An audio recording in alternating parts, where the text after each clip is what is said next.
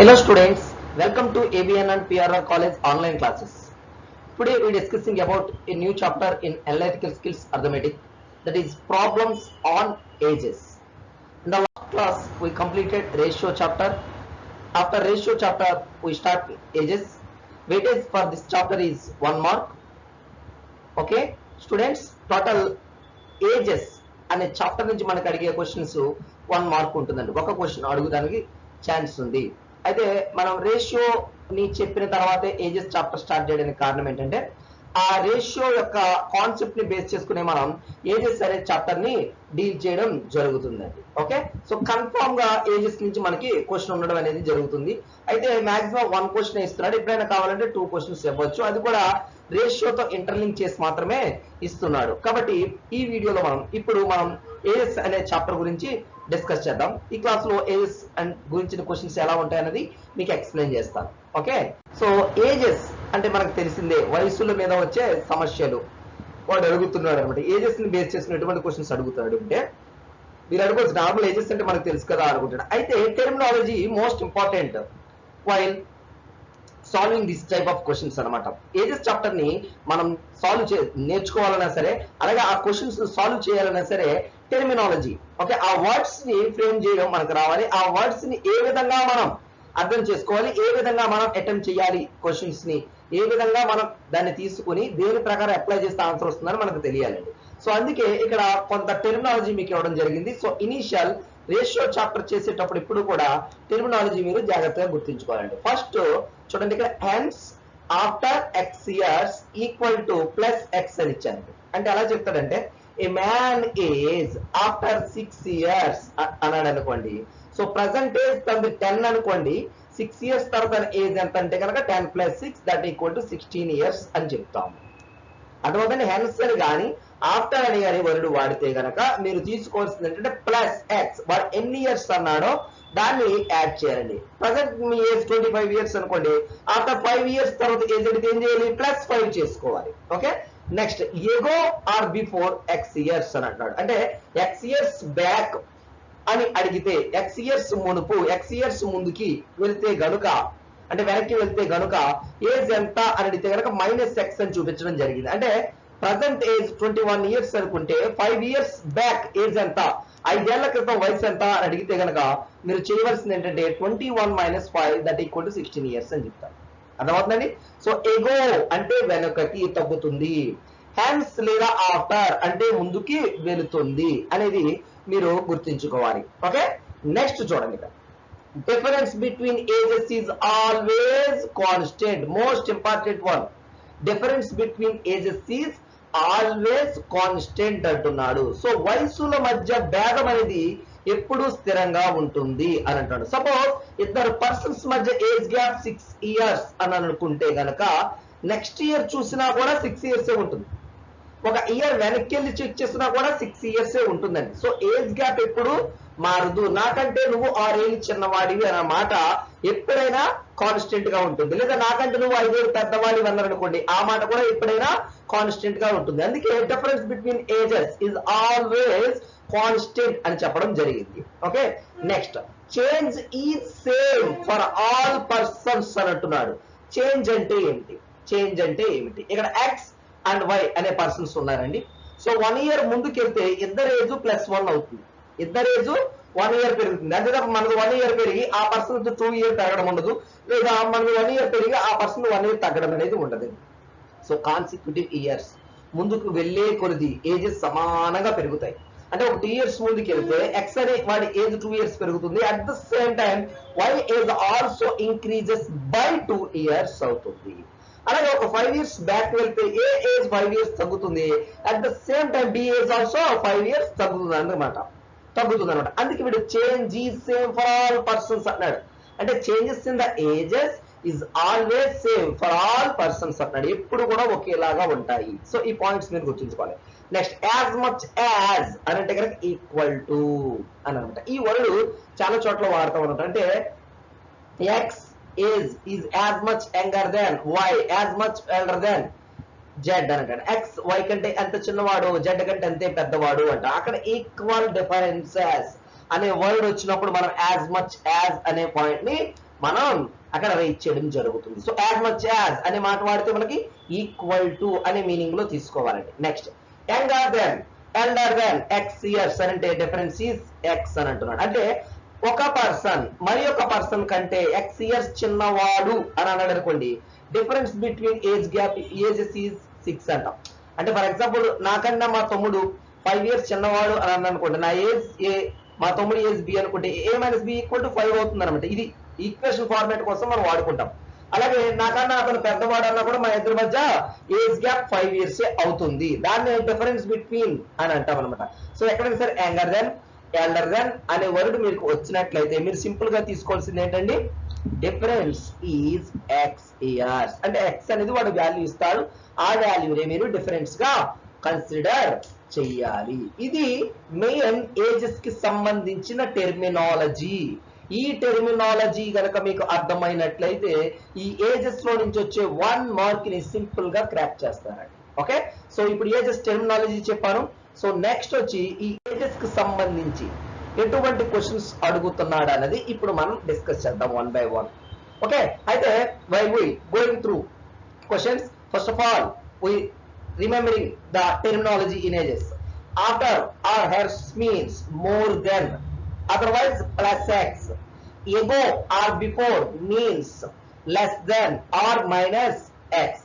As much as is synonym to equal to. At the same time, elder than means difference between. Next, change between two persons is always same. That is, age increases by or age decreases by is always equal. And the next, difference between ages of two persons is always constant. Okay, it is important to remember all terminology while we solving problems in ages. Okay, ఇప్పుడు ages నుంచి ఎటువంటి questions అడుగుతున్నాడు అనేది మనం explain చేసుకుందాం. Okay, మనం discuss చేద్దాం. ఓకేనండి. ఓకే, ఫస్ట్ క్వశ్చన్ చూద్దాం. The ratio between the ages of Shravani and Soma is 8:3 and the sum of their ages is 44 years. Find their ages అని అడుగుతున్నాడు. ఇక్కడ ఏంటంటే 2 పర్సన్స్ ఉన్నారు, ఒకరు శ్రావణి మరియు ఒకరు సుమ. వాళ్ళ ఏజెస్ రేషియోస్ వచ్చి 8:3. నెక్స్ట్ వచ్చి వాళ్ళ ఏజెస్ సమ్మేషన్ వచ్చి 44 ఇయర్స్ అయితే కనుక వారి ఏజెస్ ఏమవుతాయి అని అంటున్నాడు. సో మనం ఆల్రెడీ రేషియో చాప్టర్ విన్నాం కాబట్టి ఆ చాప్టర్ బేస్ చేసుకుని ఇప్పుడు సమ్స్ ని డైరెక్ట్ గా సాల్వ్ చేసేద్దాం. రేషియో ఎంత ఇచ్చాడు చూడండి, 8:3. సమ్మేషన్ ఎంత ఇచ్చాడు, 44 ఇచ్చాడు. So first of all some అంటే టోటల్ కదా. సో 8 + 3 = 11 పార్ట్స్ అన్నమాట. ఎన్ని పార్ట్స్ అయింది, 11 parts. So 11 parts value 44. So first నాకు శ్రావణి ఏజ్ కావాలి. శ్రావణి ఏజ్ ఎన్ని parts, 8 parts. So 8 parts value equal to how much? Okay, so ఇప్పుడు చూద్దాం. Cross multiplication 8 × 44/11. ఈ 11 44 లో 4 టైమ్స్ క్యాన్సిల్ అవుతుంది. 8 4 = 32 ఇయర్స్ అవుతుంది. ఇది ఎవరి age, Shravani age. So Shravani age equal to 32 years. Okay, so ఇప్పుడు ఎవరి ఏజ్ చూద్దాం, సుమ ఏజ్ చూద్దాం. సుమ ఏజ్ ఎన్ని పార్ట్స్, 3 పార్ట్స్. మరలా సేమ్ 11 పార్ట్స్ ఈక్వల్ టు 44 అయితే గనక 3 parts equal to how much అన్నమాట. 3 parts equal to how much? So cross multiplication చేద్దాం. 3 × 44/11. 3 × 44/11. ఈ 11 ఇందులో 4 టైమ్స్ క్యాన్సిల్ అవుతుంది. సో 3 × 4 అంటే 12 అన్నమాట. 12 ఇయర్స్ అనేది సుమా ఏజ్ అవుతుంది. ఓకే, మీరు జాగ్రత్తగా చూసుకోండి. ఆల్రెడీ మనం రేషియోలో ఈ టైప్ ఆఫ్ క్వశ్చన్స్ చేసాం. The ratio between two quantities A and be something అని ఇచ్చి నెక్స్ట్ సమ్ ఇవ్వచ్చు లేదా డిఫరెన్స్ అని ఇచ్చినప్పుడు ఆ క్వాంటిటీస్ ని మనం క్యాలిక్యులేట్ చేసాం. ఎలా చేయాలన్నది కూడా మన రేషియోలో డిస్కస్ చేయడం జరిగింది. సో అదే మెథడ్ ని మనం ఇక్కడ కూడా వాడుతున్నాం అన్నమాట. సో స్పెషల్ గా మీకు ఏజెస్ లో రేషియో మించి సమ్స్ ఏమీ రావండి. మాక్సిమం రేషియోతో లింక్ ఉన్న క్వశ్చన్ మీకు ఇచ్చేయడానికి ఛాన్స్ ఉంది. ఓకే, సో నెక్స్ట్ క్వశ్చన్ చూద్దాం. At present, Manoj is 12 years older than Vishnu. After 10 years, Vishnu will be 25 years old. What is Manoj's present age? అని అడుగుతున్నాడు. ఇక్కడ ఏం చెప్పాడంటే మనోజ్ ఏజ్ విష్ణు కన్నా 12 ఏళ్ళు ఎక్కువ అని అంటున్నాడు. అంటే విష్ణు ఏజ్ ఎక్స్ అనుకుంటే, విష్ణు ఏజ్ ని మనం ఎక్స్ అని అనుకుంటే మనోజ్ ఏజ్ ఎంత అవుతుంది, ఎక్స్ ప్లస్ 12 అవుతుంది. After 10 years Vishnu will be 25 years old అంటున్నాడు. అంటే 10 ఏళ్ల తరువాత విష్ణు ఏజ్ 25 సంవత్సరాలు అవుతుంది అని అంటున్నాడు. అంటే 10 ఏళ్ల తర్వాత అంటే విష్ణు ప్రజెంట్ ఏజ్ కి 10 కలపాలి. అంటే X plus 10 equal to 25 years. 25 years. So దీని నుంచి ఎక్స్ ఈక్వల్ ఏమవుతుంది 25 minus 10 that equal to 15 years అనమాట. 15 years. Okay. So what is Manoj percentage అంటున్నాడు. సో మనోజ్ పర్సెంటేజ్ అంటే ఏం చేయాలి X plus 12 that equal to X అంటే 15 కదా 15 plus 12 that equal to 27 years అనమాట. సో మనోజ్ ఏజ్ ఎంత అవుతుందండి 25 years అవుతుంది. ఇక్కడ ఆఫ్టర్ అనే వర్డ్ మీరు గుర్తించుకుంటే సరిపోతుంది. Okay. At present, Lakshmi is 6 years younger than Lalit. After 5 years, Lalit will be 15 years old. What will be the age of Lakshmi 4 years hence అని అంటున్నాడు. సో ఇప్పుడు జాగ్రత్తగా అర్థమయ్యేలా చెప్తాను. క్వశ్చన్ చూడండి. ప్రజెంట్ లక్ష్మి వయసు లలిత్ కన్నా 6 ఏళ్ళు తక్కువ అన్నాడు. లేదా లక్ష్మి లలిత్ కన్నా 6 ఏళ్ళు చిన్న అంటున్నాడు. ఇప్పుడు చిన్నయండి. ఎందుకంటే డిఫరెన్స్ అనేది ఎప్పుడు కూడా కాన్స్టెంట్ గానే ఉంటుంది కాబట్టి. Okay. Next after 5 years Lalit will be 15 years old అంటాడు. అంటే 5 ఏళ్ల తర్వాత లలిత్ వయసు 15 సంవత్సరాలు అవుతుంది అంటున్నాడు. అయితే లక్ష్మి వయసు ఇప్పటి నుంచి 4 ఏళ్ల తర్వాత ఎంత అవుతుంది అని అడుగుతున్నాడు. సో ప్రజెంట్ ఏం తీసుకుందాం లలిత్ వయసు తీసుకుంటున్నాను. లలిత్ వయసు ప్రజెంటేజ్ ఎక్స్ ఇయర్స్ అనుకుంటున్నాను.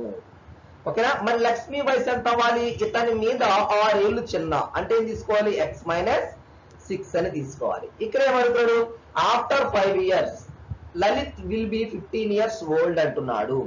5 ఏళ్ల తర్వాత లలిత్ వయసు 15 సంవత్సరాలు అవుతుంది అని అంటున్నాడు. అంటే ప్రజెంట్ లలిత్ ఏజ్ ఎక్స్ అనుకుంటే 5 ఏళ్ల తర్వాత అతను వయసు ఎంత అవ్వాలి ఎక్స్ ప్లస్ 5 అవ్వాలి. That equal to 15. ఓకేనా. So X equal to 15 minus 5 that equal to 10 years. X value ఎంత 10 అంటే లలిత్ ప్రజెంటేజ్ ఎంత ఎక్స్. మరి లక్ష్మి ప్రజెంటేజ్ ఎంత అవ్వాలి ఎక్స్ మైనస్ 6 కాబట్టి 10 minus 6 that equal to 4 years. ఎవరి ఏజ్ ఇది లక్ష్మి ఏజ్ ప్రజెంట్ 4 years అయింది. కానీ వీడు ఏమడుగుతున్నాడు ఆఫ్టర్ 4 years అంటున్నాడు. సో ఆఫ్టర్ 4 years అంటే ఎంత పెరగాలి ఏజ్ ప్లస్ ఎక్స్ అనుకున్నాం కదా అంటే ప్లస్ 4 పెరగాలి. అంటే ప్రజెంట్ ఏజ్ మీద 4 సంవత్సరాలు పెరుగుతుంది. అప్పుడు ఆన్సర్ ఎంత అవుతుంది 4 + 4 = 8 years అవుతుంది. Okay. So final answer 8 years.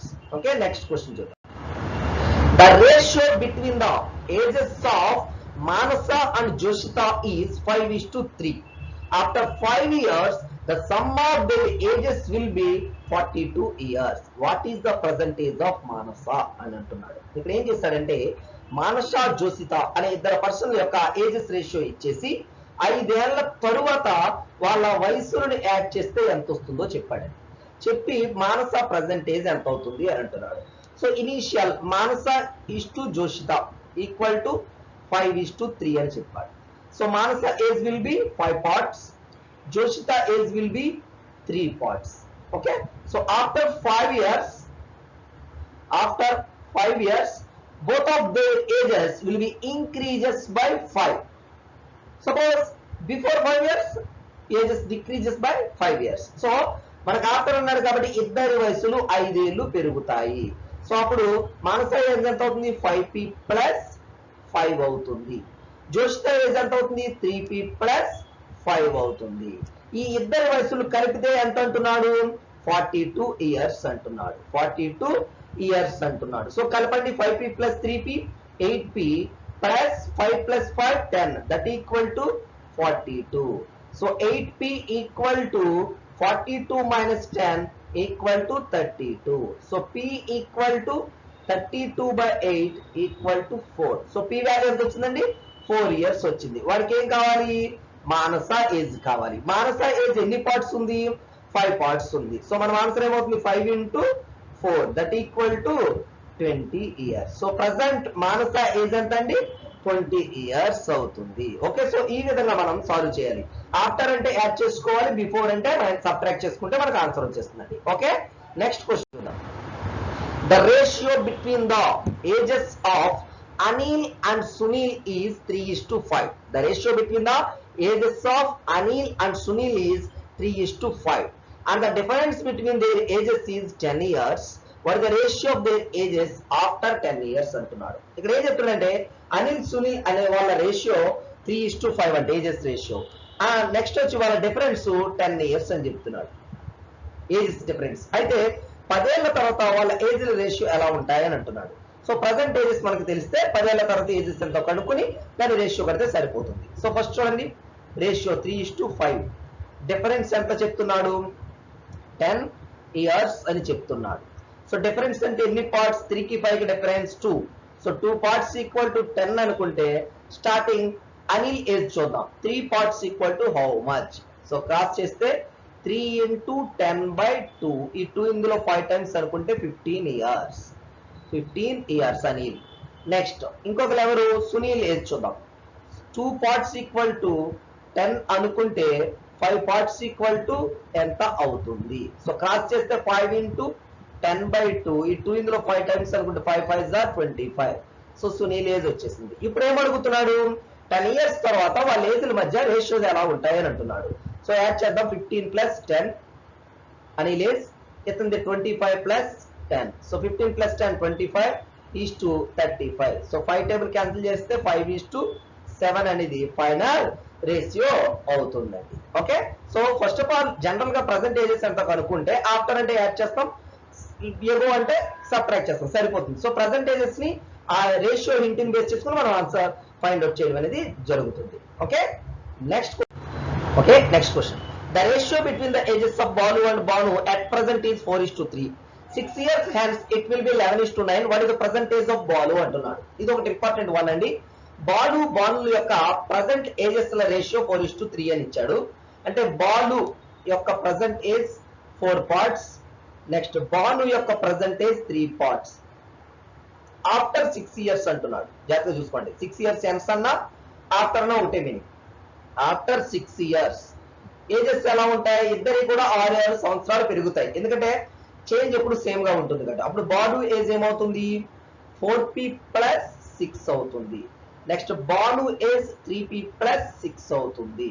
ఇప్పుడు రేషియో అంటే ఇదేనా 4p + 6/3p + 6 ఈక్వల్ టు 11:9 అంటే 11/9 అవుతుంది. ఓకే, సో 4p + 6 క్రాస్ చేద్దాం. 9 into ఇలా cross 4p + 6 equal to 11 into 3p + 6 అనుకుంటే 9 4s are 36p + 9 6s are 54, 11 3s are 33p + 11 6s are 66. Okay, so p లని ఒక బైక్ తీసేస్తే 36p - 33p అంటే 3p, that is 64. 6 - 54 అంటే 12.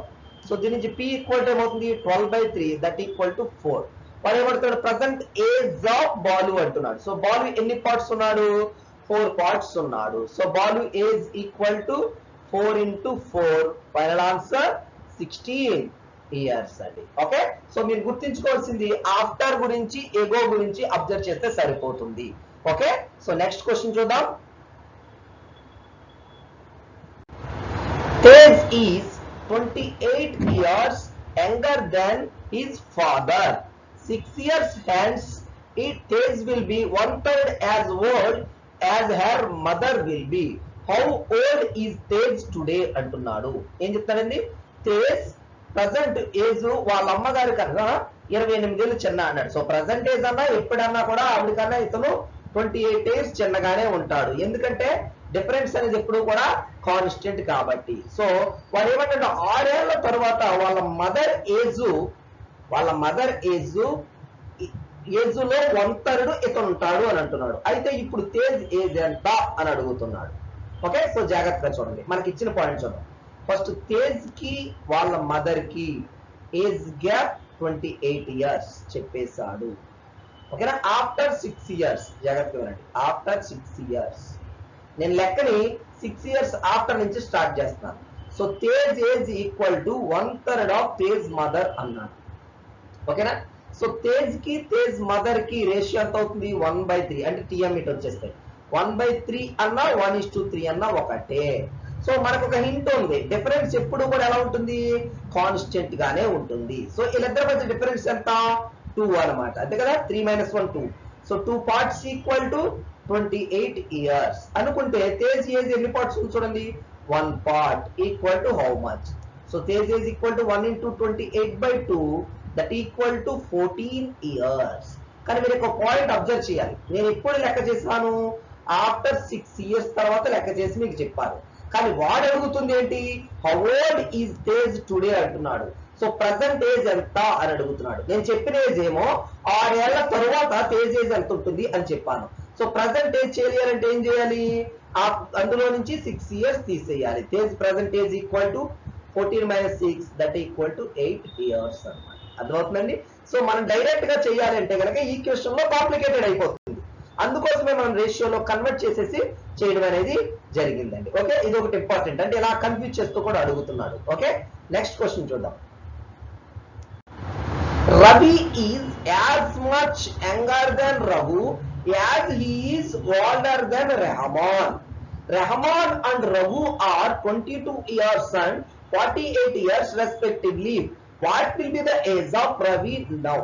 వీడు ఏమంటున్నాడంటే రవి అనేవాడు రఘు కంటే ఎంత చిన్నవాడో రెహమాన్ కంటే అంతే పెద్దవాడు అంటున్నాడు. సో ఫస్ట్ ఈ వర్డ్ నుంచి మీరు ఏం తీసుకోవచ్చు, రవి అనేవాడు రఘు కంటే చిన్నవాడు రెహమాన్ కంటే పెద్దవాడు అని అంటున్నాడు. అంటే అందరికన్నా పెద్దవాడు ఎవడు, రఘు. మరి అందరికన్నా చిన్నవాడు Rahman. So Rahman is less than Ravi, is less than Raghu. ఇది వాడు చెప్పింది. ఏజ్ల యొక్క ఆర్డర్ అబ్జర్వ్ చేస్తే అందరికన్నా రఘు పెద్దోడు, వాడి తర్వాత రవి పెద్దోడు, వాడి తర్వాత రెహమాన్ అనమాట. థర్డ్ స్టేజ్ లో వస్తాడు. సో ఇక్కడ చూడండి వీడు ఏం చెప్తుందంటే వీడికి రెహమాన్ కి రవికి ఏజ్ గ్యాప్ ఎంత ఉంటుందో రవికి రఘుకి కూడా ఏజ్ గ్యాప్ అంతే ఉంటుంది అని అంటున్నాడు అనమాట. అది యాజ్ మచ్ యాజ్ అని అంటే అదే అనమాట. అంటే నీకు నాకు ఎంత తేడా ఉందో నాకు ఇంకొకటికి అంతే తేడా, పెద్ద చిన్న వచ్చు, కానీ గ్యాప్లు మాత్రం ఒకేలా ఉన్నాయి అని అంటున్నాడు. ఇక్కడ రెహమాన్ ఏజ్ 22 ఇయర్స్ అంటున్నాడు. ఓకేనా. నెక్స్ట్ రఘు ఏజ్ 48 ఇయర్స్ అని చెప్తున్నాడు. 48 ఇయర్స్ అని చెప్తున్నాడు. ఓకే, సో జాగ్రత్తగా అబ్జర్వ్ చేద్దాం.